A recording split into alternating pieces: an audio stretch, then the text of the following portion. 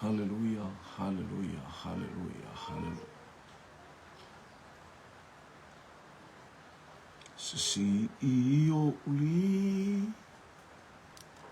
ima iyo vi inga o te tā u atu i lo mamalu ia alala anga aleluia osana o te ifo atu i lo mamalu o lo fale i ona lotoa malevi inga ona faitoto a male pese ia leo tele toia i ina olo o ifo ilona nofo ali angelu olo o fai pesenga mavivi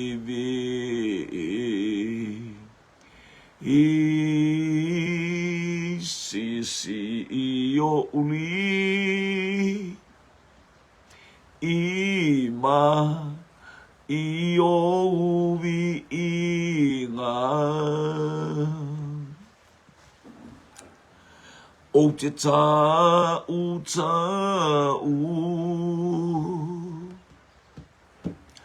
atu i lo mamalu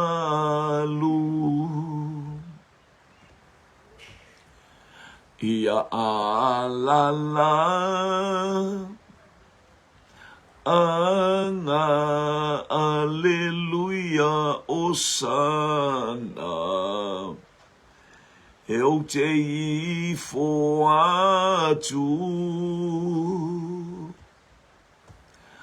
atu i lo mamalu sisi iyo uli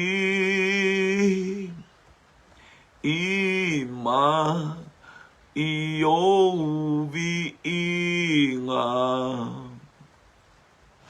o te tā u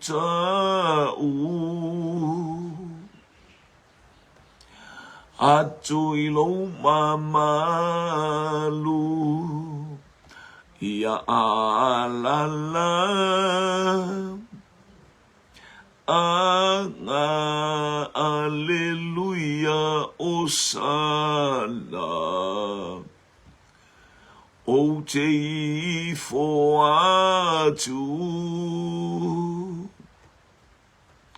atu i lo mamalu whaaftailu mātou tō mani vaenga le uli mātou mo i lo lofu mo lo wanga lei whaaftai mo le malosi ia whaaftai fo i le li ie haleluia mo le tau whaaftai lau whaamalolonga whaaftai lo mātou tō mai mea umalava amatalia fo i nei vai aso i au whaamanuianga le polokala mea lau whanau ai mainu tama alus whaasili ngā malosi fo i vai ainga mawai tau maftanga ia le li i masefe haleluia se vaenga o lau whaamalolonga whaalea nganga i se upu ma se tala po se alava se mea asino mai ele nganga pa ia ile nei au ia whaia mavi inga o lau o fio so ni mai lo mātou vai tai fo i le ainga o ilunga o penga ta whailangi au whaamanuianga i ume i lo vi inga ona o Yesu amene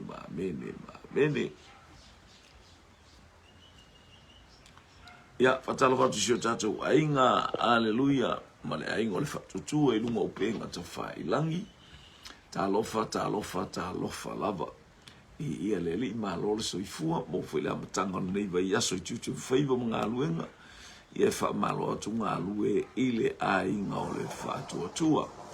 Hallelujah, ia fa talofa atu ile ia Debi Samu tu el motu talofa le a inga o wairungo penga tu whailangi talofa tu foi. Hallelujah, ulale na whaitoa ulale le sunga le whaia onga ia po tama fo i o loo leo ina le lau mua i le upua le atua. Hallelujah, mo le hawhionga. Hallelujah, fola le atua i le tafa i sautevi i ale li. Hallelujah, J. Jimmy Brown, Williamu, talofa lava vi i ale li. Anga le yatu le atua i tutu whaiva whaatino i tunu si o tātou. Hallelujah, o si o tātou watu nuu. Wafo ia sa ili ngā tonga fiti a wā ia le whaamaro sina o le loto i whale ngang o le whanau o le tua. Whatalo whātu fo i tutu ila Amerika Samoa le ngata i le Hawaii Amerika le tu is matu a o iai. Hallelujah, i le lawina o le upo le tua i iai le anga le lei o le atua i le pa i le atua mo le nei fo i a uli po whain malo longa i a isi fo i ka le sio lai mata la tu lotu. Sifiti tabui le matua malaki talofa lau. Ia tatou se e mai ni vaenga o le tai au wal tatou polo kalame ai mainu e mamao le ala. Hallelujah. Ia fa malosi ai le tu lilo fa le ngango le fa na wale. Tu feso soani i lau tau mafatanga. Hallelujah, no le esi fo ia tātou taibi le wa tātou no alas furulua ia te imatou onu e te alas furulua. Ia lewa to ate asultasi tono ni msila, ia vi ia leli angalele ia tu le atua, ia maua se fasiri ngā malosi. Tātou fesili mua el ni tai au. O feo upune e lua na mua tu mai lungo al tuspa ia. O feo fuai tau nei na mua whaailoa mai le tuspa ia na mua. Hallelujah, tu umai lunga le tuspa ia. O Yehova Saloma, mai Yehova Irai. O feo fuai tau nei na mua tu umai lunga le tuspa ia ma e fai tau ma mua tau i ai lau fai tau. Hallelujah, o Yehova Saloma, mai Yehova Irai. O fea o ia fuaita na mua whaailoa mai lunga le tuspa ia. Le suafa o Yehova i lea vaenga malona winga. Hallelujah, Shelley Leipen talofa whaaftaimo le teo fungala au. Ia le li, praise God.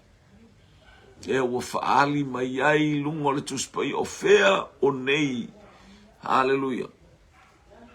O fea o nei fuai tau wale tuspa ia o nei suafa na mua tu umai lunga o Yehova Saloma po Yehova Irai. Fetou fau mai ava talofa.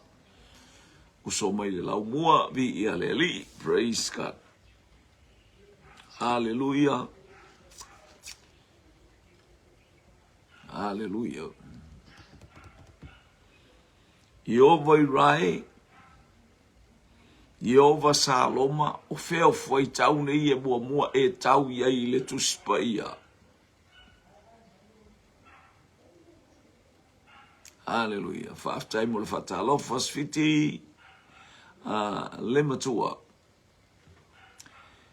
Tepi samu tua le motu malo whaaftai mo le awai. Ia whaaftai foi mo talonga bi ia le ali. Lea ua tali mai sfiti tavu i. Hallelujah. E mua tau ile Yehova Irai. Yehova Irai ma Yehova Saloma o fea o ia fuai tau e mua e tau ai le tuspa ia. Hallelujah. Ai mainu e mamao le ala. Tasi le tatou tali le wanga i mai.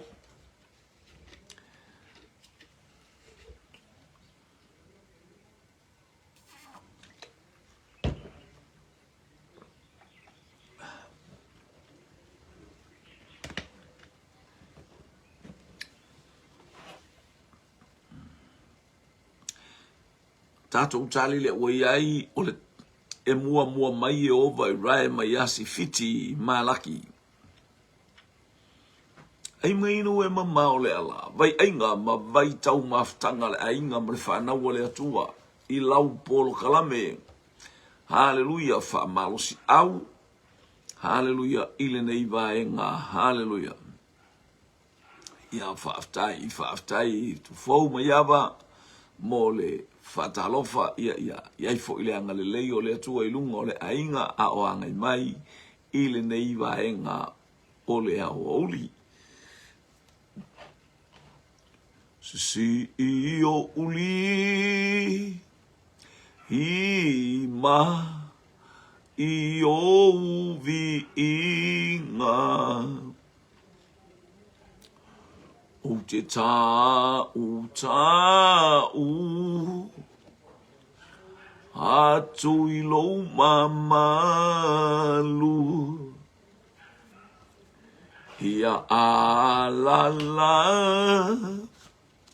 anga, aleluia, osana.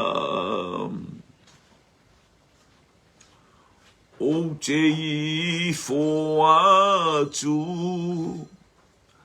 atu i lou mamalu.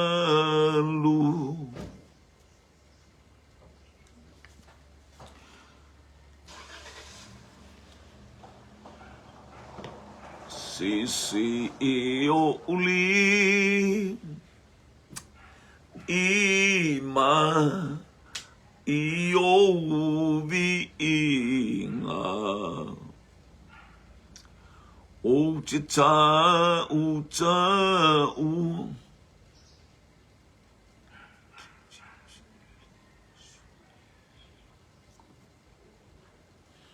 atu i lou mamalu ia alala anga aleluia osana. Fatalo fatu le uso ya niki poltoi ina mai lalo i le Southland ia malo le soifua. Haleluia le toi ina timaru malo le soifua. E o le tātou te fia i loa po feo fuai tau ne ina mua pipi i lunga le tuspa ia. O Yehova Saloma po Yehova Irai i ia le ali.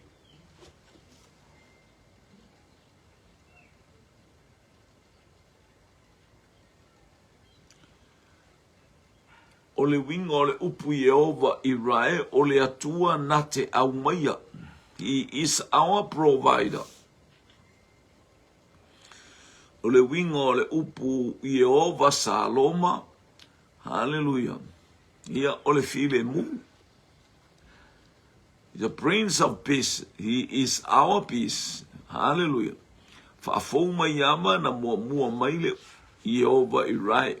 I ia le atua o lua tātou tali. Ia ua tali le tātou fisili o Yehova Irai. Na maua le fuai tau i le taimi na talanoa ai. Hallelujah. Apero amo e whaafo ilo na loto vivi i ma le loto whaaftai i le atua ma ua te pane. Ua whaola ina le whainga taulanga e ala. Hallelujah, i le toe whaafo ia o Isaako i le ola wa le aise o te iai. Mai le mamoe o si le taulanga na whapele a apero amo o Yehova Irai loa Yehova i lunga o maunga o ia nate au mai. Lo le si o talofa uso o vi ia le li i manu ia tiu te mwhaivo ne yaso. Yehova Saloma o le taimi o whaamasino na alanga i ta maloa, hallelujah. O kiti ona ina uwhai atu ia le angelu awa e te fefe, awa e te popole se mea, te mawhau fuope o tangata eba ai le atua, uwa ai ile li e oti, awa e te popole wha amanuia le atua o oe le toa malosi. Eisi. Hallelujah, tupu le fia mo le ori lo loto awa le mata. Langa i lo leo le tamaloa. Hallelujah. o kiti ona o Yehova saloma o lo file mu o matua ato atoa. Hallelujah, le file mu I lo loto. Fatalo voto matau aina manu. Hallelujah, praise God. Yeah. Telo tatou leo te love to fou mai to fou. Hallelujah. Yeah, my Wellington, hallelujah. Praise God. About tighter or lower heart. Ia le lise vaenga ia o. Praise God te lelo ia lole po Samoa po fela vale atu no matau aina manu ia o te lo maua fo ilme suma ilo uso lea po lo to fine ia le li o le isia tatou fesili. Hallelujah.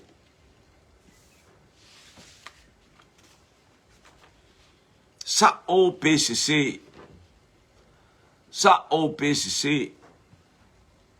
Pai mai le fafine o ruta o ina ua mātou whaalongo ia mea ona liu sua mai ai lea o mātou loto. Sa o PCC.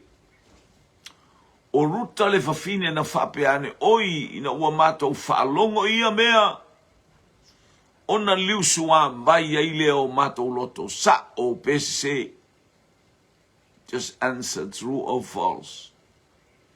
Hallelujah.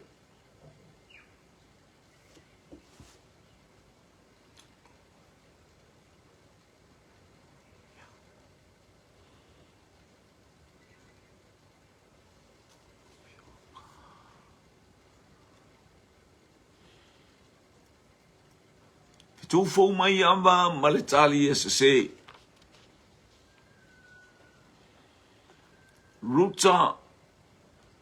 Ruta na whapeane. Ina ua mātou whalongo ia mea. Ona liu sua vai ai lea o mātou loto. Ia lea ua tali mai leu so ia. Niki Paula. Poto ina ora ava e ona le upulna. Ia o le tātou te tali le sa o po le se.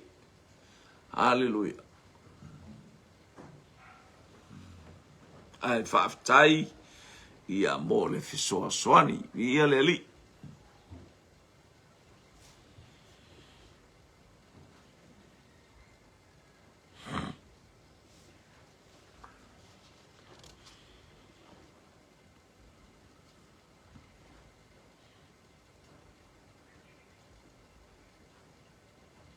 Talofa tamoa, ia, talofa le atali I, polisani ia, meis, tia I meis, ia le li, a kopo, whaftai mo le whatalofa,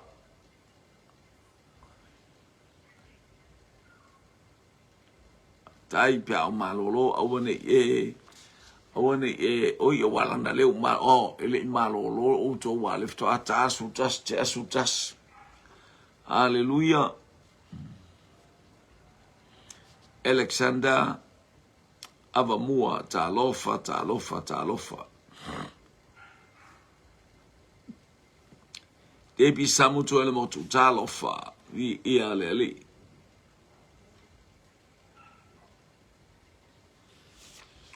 Ina o mātou whaalongo ia upu ona liu sua mai ai lea o mātou loto o upu ia ruta sa o PCC. O Sfiti tavui le matua malaki ta lofa I teine o le matangi malosi Hurricane. Male tali sese. Aftai. Ua tali la tātou fesili o wina atu. Hallelujah, praise God. Aftai Wellington, bi ia le li watali le fisili. Hallelujah. Ya, totelo la to leta le fisili le Wellington. Bi ia le li. SSC ia le asafa a. Fa matala mai ele au ona toi ina. Hallelujah. Mai timaru Niki Paulo.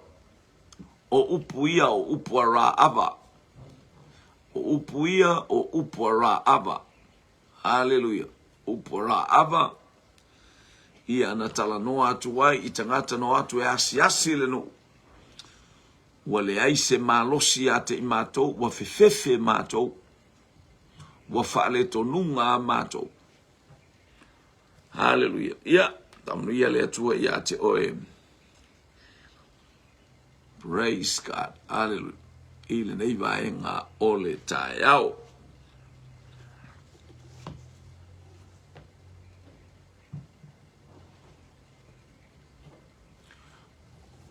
Praise God. O aina fai ia i e Solomona upuia, awane i toe faia oe mawhaife au. E sau e alu i tau a ingai ana tota. Awane i toe faia oe mawhaife au, awane i toe faia oe maosi taulanga. Ale atua. E alu la ia e nofo nofo i tau a ingai. Tau nuu aile a fionga ale atua ia Eli, Eli. Tos tangata na te tu lafua ina le atua e whapena afo i ona tu lafua i e le atua. A o se fia ma whai melele i le atua e whapea foi ona fia i e le atua. Mo o ina whai tala ar tangata. Hallelujah. Praise God. Ya Aviata. Oh, praise God. Waina fai ia i Solomona.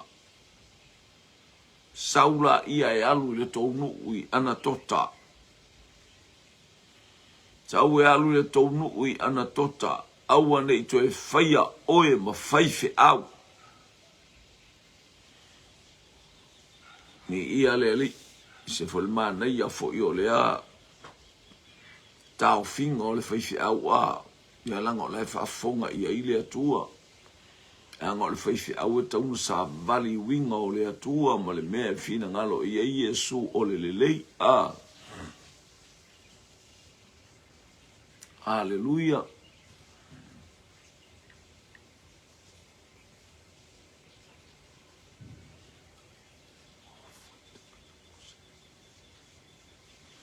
Padalo watu ile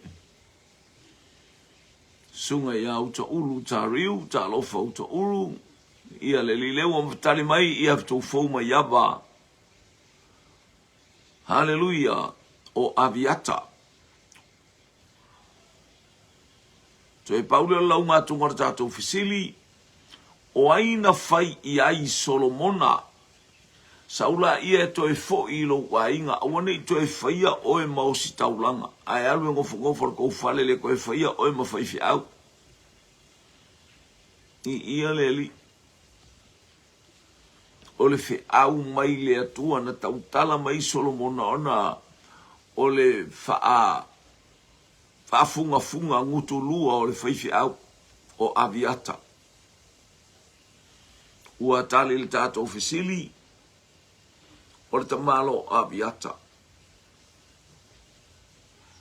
O le taimi o le aoti Tavita o iloa e atonina le usalai titio o Amanono ma Absaloma. O oti Absaloma oti fo i Amanono. O le tangata le o so ane ai le ia ona tala ile fionga pa ia o atonina. Ar tangata le lo na fa ile fa nau. Ona iloa no le atonina la tu la ie fai o ia matupu. Ai la ia ile tupu la ia Tavita ai no fa atonina ilana ia pule. Ilana ia pule ma fai ai le fa ai unga. Ia mana ia fo i tātou tilo i le vaenga. Awane e whaia se mea e le i whetala i langa o mea uma e whetala i le atua i lunga nofua inga lea. Po le nofua li i le o Tavita e mai i le atua e vaba ai i le atua. Fina ngalo ia o nalu le o le ingo ato nof au mai o apo ma mai Aviata fia tamaia. Hallelujah. Ole a mawalunga fo ise me iai wa le ua Fa'u ulo e fai matupu. Wa mawalongo tala le tupu. Fa'atonu le tupu. Nā tano masatoka. Penaia nia fano foa la u. O tele itala noa atu ilea mea ua fai mai. Tu ua ilunga Solomona o le tupu na o Israelu matou atu. E whaau u ia te ia i le vaitafe o Kiona. O i Kiona e whaau. E whaau ua i tāvita e whaau uai. Hallelujah, Solomona e whai matupu o le tupu na o Israelu talofa tema. Ma lo le soifua. Ni ia le li. Taimul fatalofa ia. Le ua tātou wana i atu le tātou polo kalame. Ia malo fo i le whailotu, malo fo i mea umai pe ona iai le aso na nafi. A fo i whangon nei tai au, malo le. Malo ngā lue, malo fo i le tau ata. Ia le ala ua whai atu lo le, ua maua le tala. Ua le sau aviata i le whau unga o Solomona. A ua alu whau u. Ia ua tula i mai Solomona o le tupu. O whiala ala ato e alu i ele whaifi au pelo. O whiala au i ele whaifi au whangutu ngutu lua. Apena. Ele o se whaifi au e whase en tangata a. O le malo le atua. Taun tātou whalongolongo i ala ia. Hallelujah. Ina ia manuia. Ia leu whai mai ia. Ua tula i mai ia au auna le atua na tano masa toka ma ame atu ia Solomona e whaau. Ma le tala loa Solomona ua nofo le nofo ale i. Whai atu ia aviata e tā pena o na whalaru ese ma Yerusalema alu sa oa ele a ingo ilo lato nuu. Hallelujah.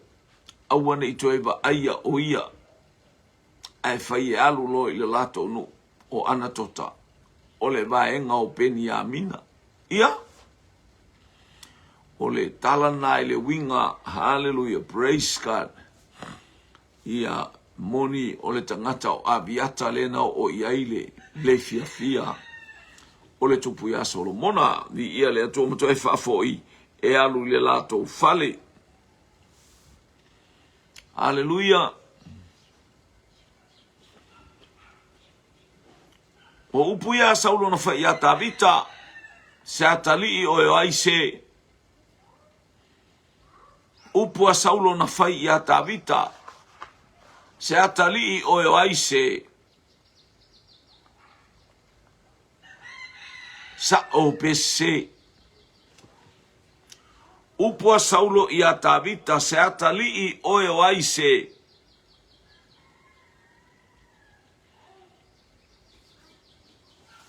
Upua Saulo na whai i a Tavita sa o pese. Ia. Atu fo nā tali mana ia na. Maba aipe sa o po tala Saulo po ni tala se istangata. Ia po ai lavar tangata e ona tala ia ale ua ufai atu. O tala Saulo na bala awa i a Tavita se atali i o e aise. Ia sa ore le leba na fia tupu o stama o ato ni ia a. Ua tātou te fia vave oso il mea lea a. Ai whaalongo longo pea langa o mei e whaiona. E whaiona tala anga mawhea ngainga te tele e whai. Ia leo tali mai jema sa o. Whaatalo whaatu le nei vaenga o le asai tonu Amerika Samoa, le teine o le mōli o le ama. Ia talofa ana tongia. Tali mai jema sa o. Alleluia. Meis sa o.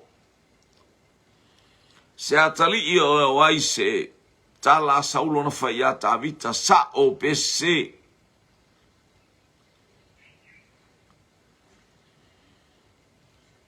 Se atali i o aise.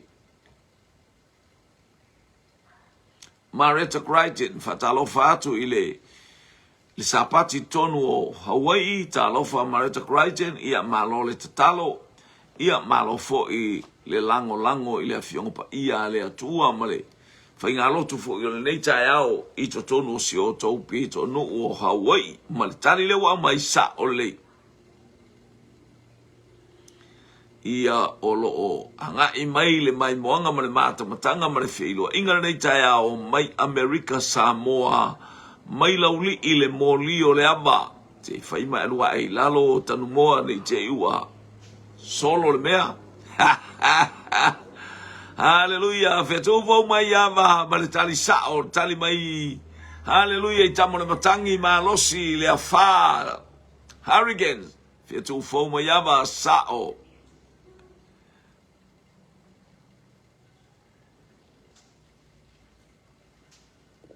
Haleluya. Tema le ICC.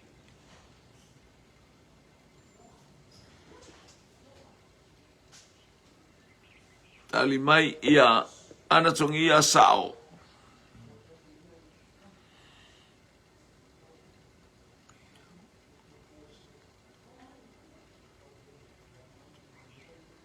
Ia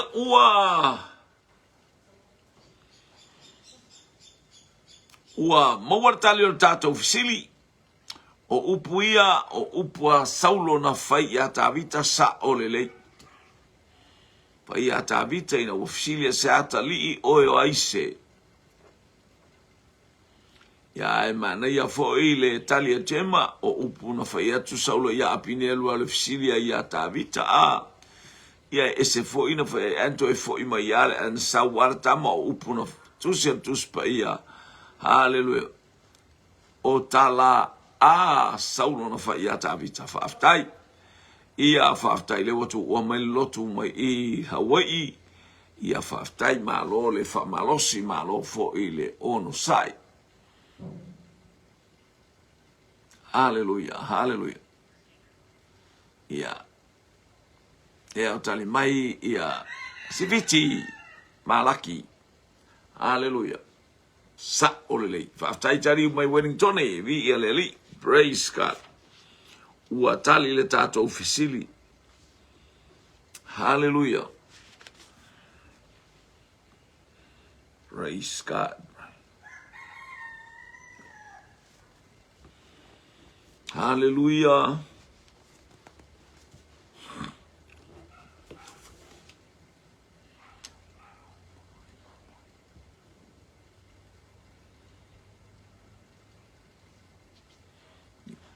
Praise God, praise God. O le whaupunga leo i tuspa ia.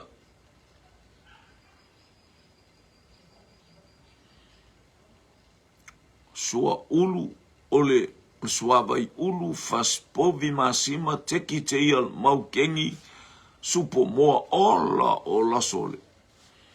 E ngau le spuni ali ua le ilopo o felme lao o i e spuni le tona i al teine lea. Hallelujah, al tintiti leo al moli o le ava mai Amerika Samoa. Anatongia combination soup, le o sa uaimal combination soup. Vi ia le ali, o tau ngalo tu aimal fisili. Hallelujah.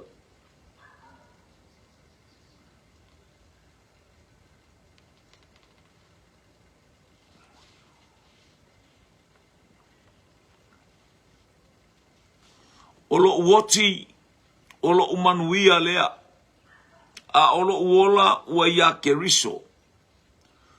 Olo uoti, olo umanuia, a olo uola ua ia keriso. O feale nu una faya i e paulo upuia. O feale nu una faya i e paulo upuia. Au anga e mai le supo maukeni, ia malo faaftai. Ia leli.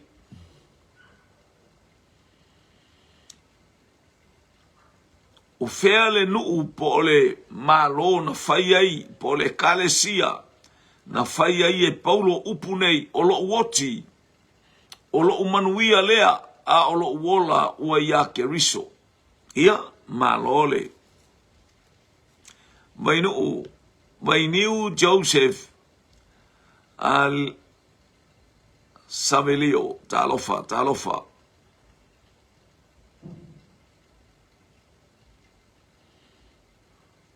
Waftai malofa.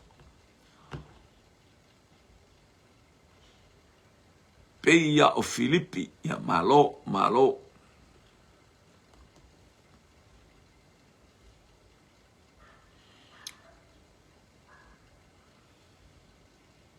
Olo uoti, olo umanuia lea, olo uola wa ia Keriso, o upua Paulo, a feale e kalesia na fai ai Paulo e winga i upu ia aftu foma iava Roma.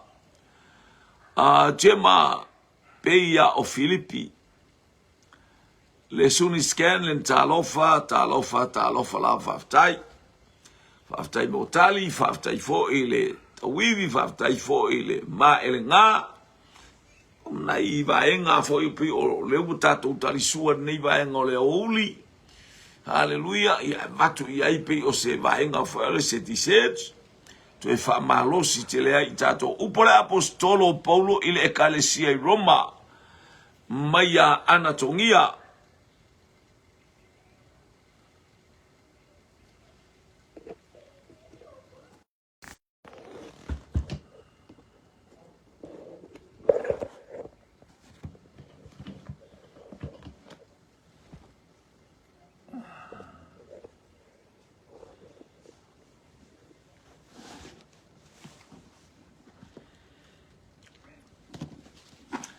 haleluia. Olo uoti, olo umanuia. A olo uola ua ia Keriso.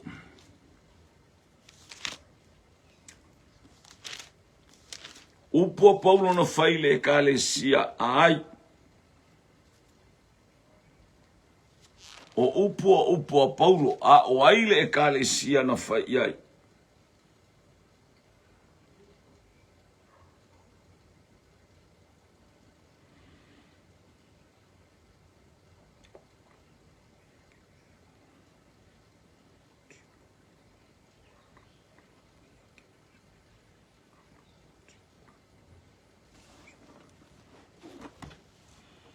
Ia leli i haleluia. Olo uoti, olo umanuia, olo uola wea Keriso. Olo uola wea Keriso, olo uoti, olo umanuia lea. O upua Paulo na fai ia te aile e kalesia. Ia. Leo watali il tato ufisili. Haleluia.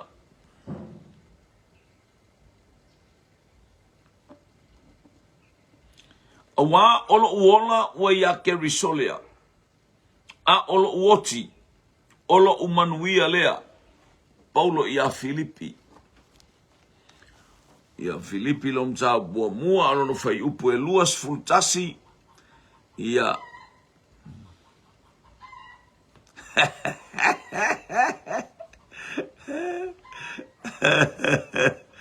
ia faftai alofa weven keren tunga sala falinga mta upu e se fulu ma le tolu falinga su tolu foi upu su fa ia se isu e aku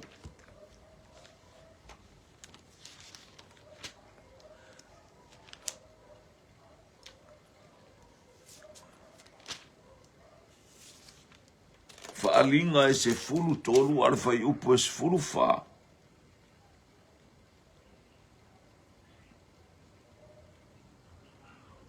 Wa ia fase fo ie wano nofo i le lalolangi. Ona o ia failonga watu wina atuai ia te ia na te whaia i luma o le manufe ai. O lo whai atu ia ie wano nofo i le lalolangi la tau te whaia se whatangata o le manufe ai. E ona le manua i le pelu a uaola. O tau whafonga mai tunga sala ile mau faalinga es fultolu. Faalinga es fultolu. Fai upo es fulfa. Na. Lei ore tusi le tatou te ole tusi le mawaile upu le tasi ale upu le tuspa ia na ole tusi a Paulo ia Filipi le mata umamua. a olo na fai upo e loa sumaratasi. O le tusina whaalinga le no fai tau atu anu nei.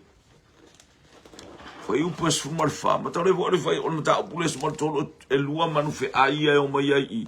Ngā mea wha mangu fe aia le sa ua i a. I il tusi lea, vi ia lea tua, praise God. Ia, o le isi a tātou si whaftai, ua mua tātou visili, o le tusi a Paulo, aleluia, ile ekalesia i Korinito, aleluia.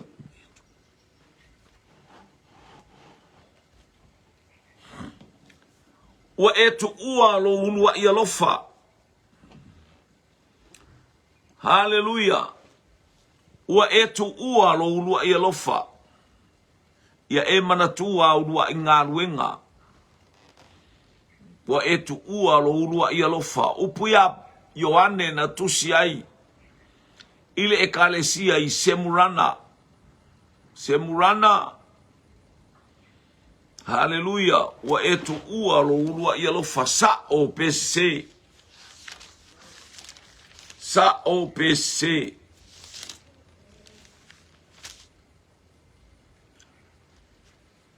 Upua Paulo talanoa ile ekalesia i Semurana, oia Ioane ile ekalesia i Semurana.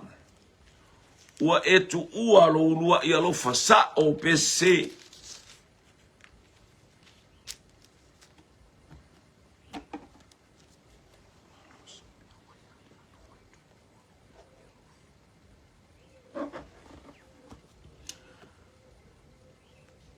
Tali mai chema, se Sister Philly Liu, Sister Liu. Sister Matse Philly Liu, hallelujah, fa'olotane. Hallelujah, o manukau maletali se. Mai ia ana tongia o le ekalesia i Korinito. O le tātou fesili sa o PCC. Hallelujah. O le tātou autu, po le aunga o tātou tali, o le sa o male sise, fetu wau mayama sise.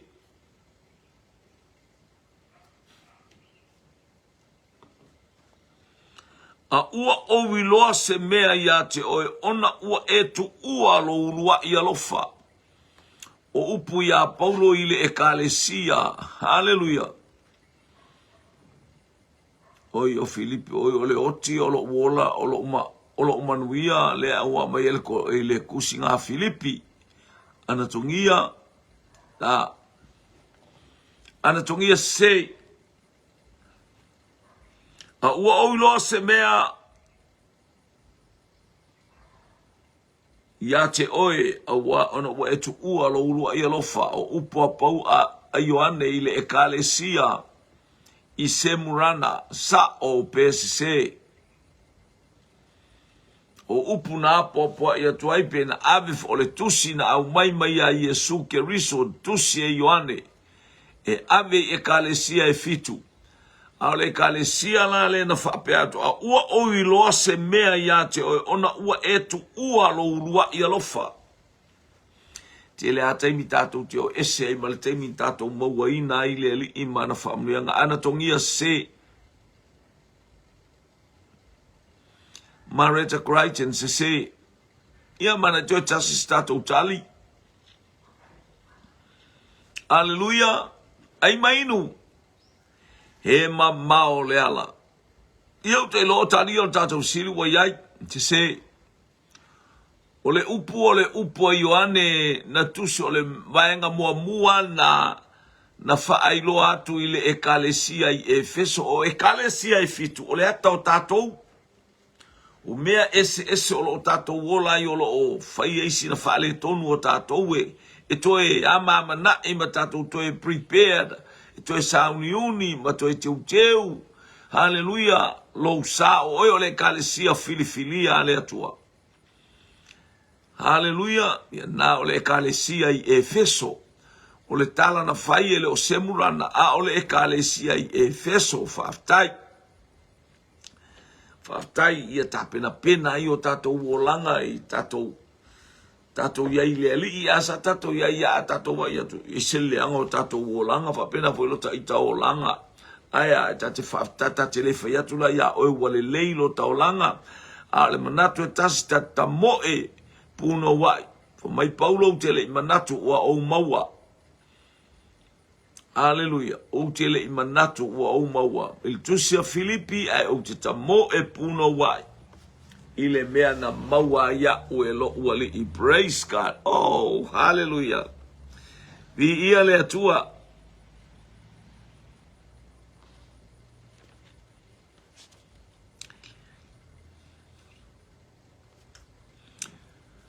Ele ai so ufia fia e tusa ole neipe a uwa ai wasava vali la ufanau ile upumoni. Ele ai so ufia fia e tusa ole nei. Pea ova ai wasava vali la ufanau ile upumoni. Ia o ai toi ina e ana lea wha malosi. Ia tatou. Toi wha manatu le upumoni a lea tua, maala o lea tua, mea moni ma le matangofi e tatou te sava vali ai. Ole ele ai so ufia fia e tusa ole nei. Pea ova ai wasava vali la ufanau ile upumoni. Kai au lelei. O ai e ana le nei sa afiafinga o ai fo I ana nei upu. Se apostolo, ia po se profeta, ia po se tangata tau si tu la fono, po se os taulanga, po se fai taulanga, au se farisaio, au se satukaio, ia se ifa info sautali. Le ai so ufiafia e tusa o le nei. Io e watilo tilo. Ua tilo tilo le tamaloa I tulanga o lana whanau ma le anga le lei whasoa o le atu. Tema, o mole Ioane,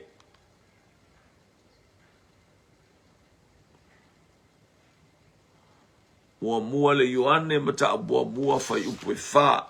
Ia, mata ulia mua le Ioane mata abua mua whai upo e wha. Mo le Ioane mta bua mo fa pe fa ma to te tusia tu fo I nei mea ia te autou ina ia ato ato ai lo fia fia le ai haleluia ole upuale ele ai so fia fia e tusa ole nei mana ia ole e mo mai a o tala ia ole tala no mo ia le foi upu ele ai so fia fia e tusa ole nei Pea ova ai wasava vali la ufanau ile upumoni.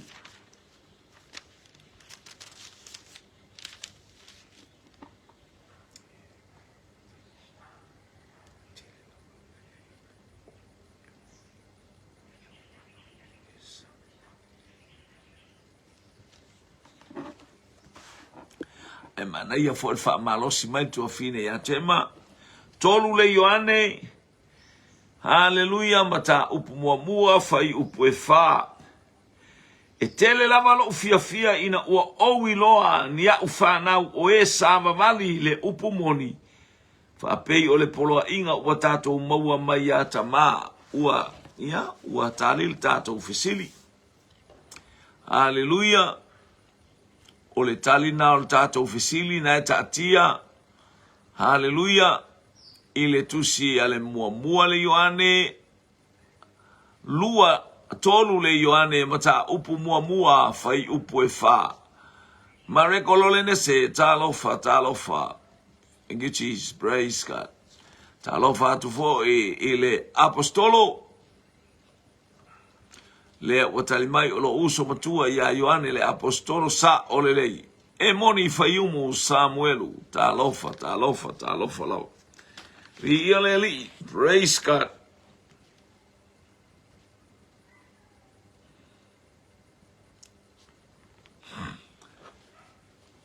Ua tali tatou fisili o upu fala e au ale apostolo o Ioane. Ia nana fa malosi tua Ioane. Hallelujah. Mo Ioane mta upu e tolu alono fai upu. Hallelujah. Fa tatou fisili wanga yatu vi ia le lii.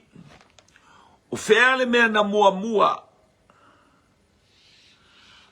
na mua, o fele miti na mua, o miti a Farao, povi pa ma povi pepeti, po au saito, haleluia, pa ma au saito puputa, o fea na mua, o fea le miti na mua o ia Farao, povi pepeti ma povi pa po au saito puputa ma au saito le tinoa. Talofa e moni fa yumu Samuelu misa watekini talofa le ainga ole fa atua. Haleluya, o tato iai ili nei vaenga ole awa uli fa mliatu le tua iate. Oe, waftai ana le watali tato sili sa ole lei le tali tolu le Yohane apostolo tolu ia alum tapo mua al fai puefa na ia ile upu le na ia se sawia fea na mua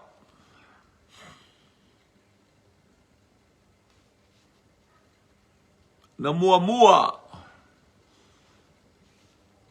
povi puta ma povi pa pe na mua fai le miti au saito puta ma au saito matua tino vale lava matua leanga faia ai e povi pa povi puta oi sole ia makaulia ko fumole povi ai ale povi ale sole ai kwa ya kile yanga pa oi sole ofisa meu fa pea se no matautia ole fa matalanga fo ila winga ese haleluya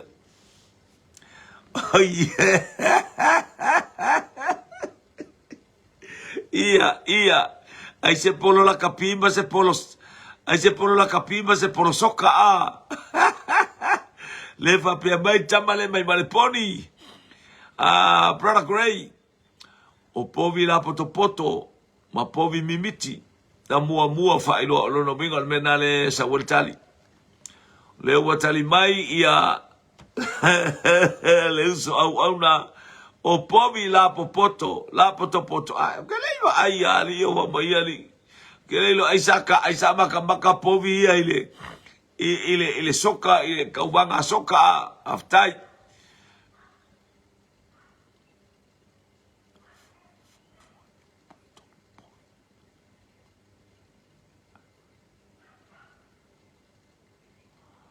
foi upu e tolu povi pepeti ma pa el foi upu e lima o au saito lei tai ona winga la o le tali e mua povi pepeti ma povi pa ai muli au saito fa aftai revival Andrew talofa ana tongia povi puputa ma povi pa o le la tuanga tato sili o fea o nei mea na mua tupu fea o nei mea na mua faia pe na mua ali mai le miti o povi pa po au sai ma povi puta po au saito ia le wanga mai haleluya ana tia teine haleluya o le moatonga haleluya povi puputa ma povi pa mana itu aja stato tali, mana itu aja stato tali, mana ya tali di ia leli. Haleluya, ese fue mana yo povi la poto la tovia. Haleluya, jema tu salele. Haleluya.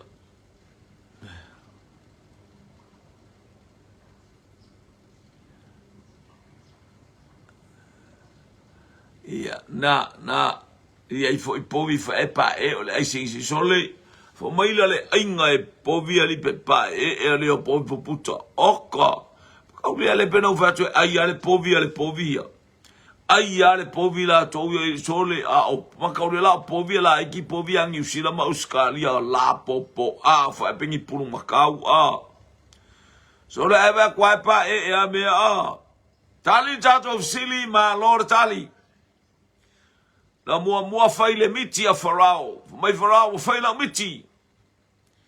O mai le au vai o povi puputa. makua kingo au le lei kingo manga ngaia mulia ena ua uwai atu o toe ea mai ois foi povi a ole pa e la so le povi o mai a povi na tau mafa povi tau sami ma tau mafa ma ai povi ai ale povi ale povi aya so le akini e aya kwa ale aya mangi kingo Bobby puta vaftai revival sa o le tali. Le suni Scanlon malo le soi fua. So le ea. E maua i le vaingalu. Oka e. Ia. Vaftai. E au te iloa. Au te iloa la. O lo whaale tonu mai le vaingalu te imi nei. Lo whaale tonu le vaingalu pe uma lae. E ana pongi le vaingalu e lo tau mafa le vaingalu. O le vaingalu e o mai povi. Tali le tātou vesili. Sa o le lei. O mea ia na mua. O povi pepeti ma povi pa e. Whaftai. Ia mana tātou vesili muli. Haleluia. Le aso tina. Angalea e angai mai le aso tina. Le fafine au le lei ma le mata ngofie. Tali sa o PC.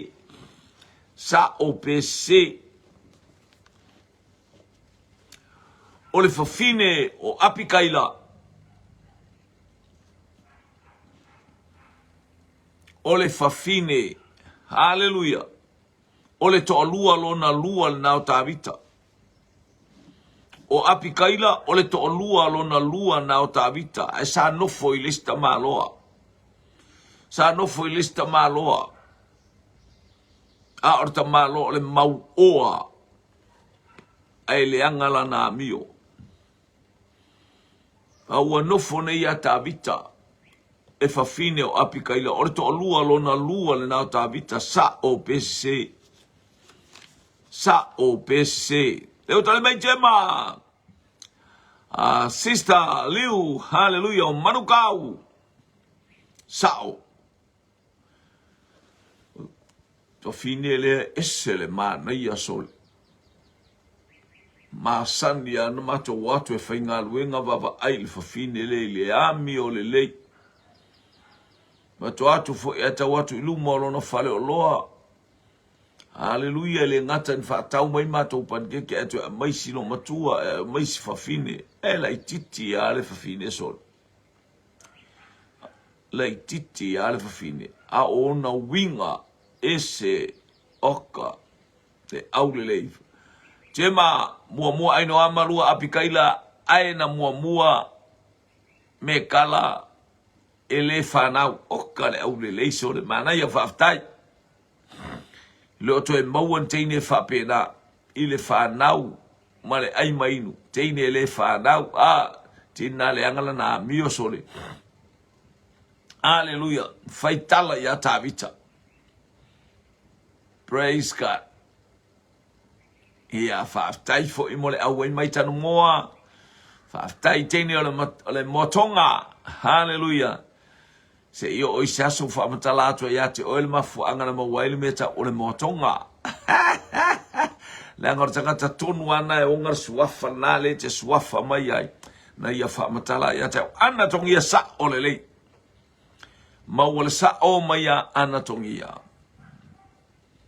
Lua tatou tali.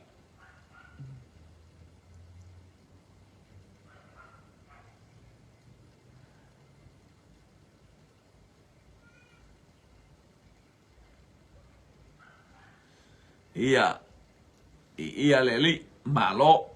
Ai mainu e mamao le ala. O le tatou to e fesili foi lea. Na ngofo ta maloa mau oa o na palu. Ia. Po ame na palu el neita maloa talo fai e pina mai fa malo sil ta malo steine o apikaila tali haleluya haleluya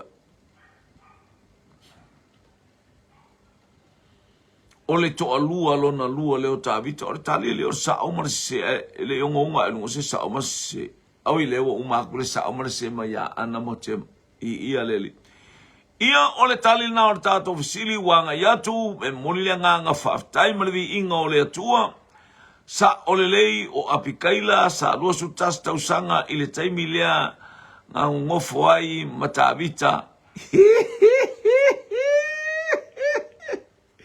oke ofu ka ikari haleluya e wala tile fa pe vai fo ia li ole faila ungari aso mato vai fale aso mato wa onga ia vaftai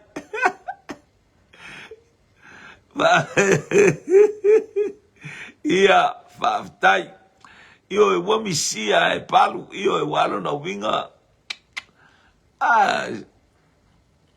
kama o palu ali e palu amale angala nga mio revival Andrew Sao vaftai watali tato ofisili e Sao ole to lua lona lua leo tavita mo moya aino ama lua ya apikaila ya lona to lua lele o amana ia tua len to e vala au kamalo ko au mai ia elanga ele o ia se tau o ia ilaina haleluya ole ainga o to lua o tavita to ono na au mai tono heperona anga ia tu maia i to tonu o Jerusalema to ono va fine tofu de fine malana fa nau haleluya ai muliane ia ua to no forma party sepa o fa malo se da malo party sepa haleluya ia maua i loa lea o le tama o Solomon ai fa tai le atua le mai nei tamai titi e fai matupu ia vi ia le atua ia alofa tu fo i mole aingo le fa totua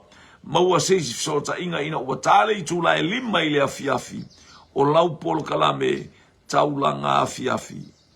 Waftai ona o Yesu. Amene.